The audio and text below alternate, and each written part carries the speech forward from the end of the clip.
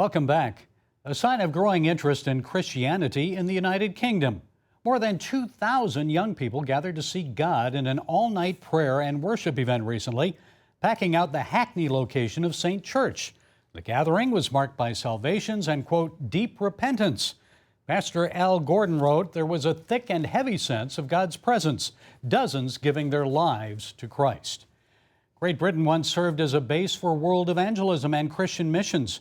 Today, it's known more for abandoned churches and blatant discrimination against Christians. The good news? A move of God is now underway. Dale Hurd has that story. You'll be excused to think that this is a church, but as is the case across the UK, we've took it over. It's now actually a mosque, a masjid. Christianity is depleting, atheism is unfulfilling, Islam is here and it's here to stay for you. So carry on making those churches for us, keep them empty. We'll buy them in a few years' time and we'll make them into a mosque. For decades in Britain, interest in church was so low, thousands of historic church buildings were abandoned, turned into bars, skate parks, and even mosques. And in this officially Christian nation where the king is prayed over and anointed with oil by an archbishop, a poll showed that most British Christians experience hostility and ridicule for their faith. An Army veteran last year was convicted for a thought crime, his private prayer, and residents living near abortion clinics have been warned about praying inside their own homes. A public stand for Christ here could easily cost you your job or your career. In officially Christian Britain today, it is Bible-believing Christians who are the outsiders. They're the ones who are expected to keep silent and not offend others. The Rushmore Borough Council west of London even proposed criminalizing public Christian prayer, singing, and evangelism in the towns of Aldershot and Farnborough, before an intervention by Christian Legal Center attorney Michael Phillips temporarily halted the move. And so when I read over this proposal, it was literally banning almost everything. To ban amplification, to ban singing, to ban street preaching if it is hostile towards people with protected characteristics. It means the decimation of free speech.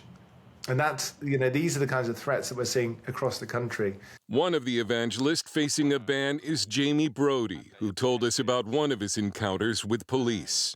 To begin with, some junior officers came and they tried to shut off the microphone straight away. So I began recording them and I just tried to engage them in a discussion. And I said, look, please, can you tell me what law you're acting upon? After a public outcry, the preaching ban was put on hold. But we asked Brody if a new law would stop him. Much of the New Testament was written from prison. So, no. Now, suddenly, after decades of both religious apathy and secular opposition, British newspapers are beginning to use the word revival. Churches reported record attendance on Easter, and more British young men are going to church.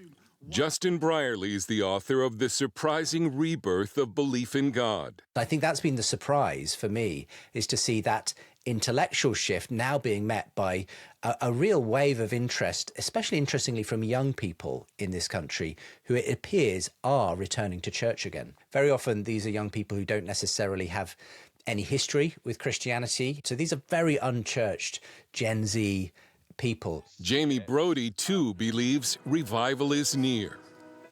My opinion is that I can feel it. I can feel it in my fingers.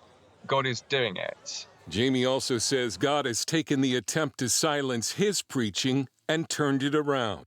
I have never seen more unity in the local area between the churches, and I've never seen more interest in evangelism.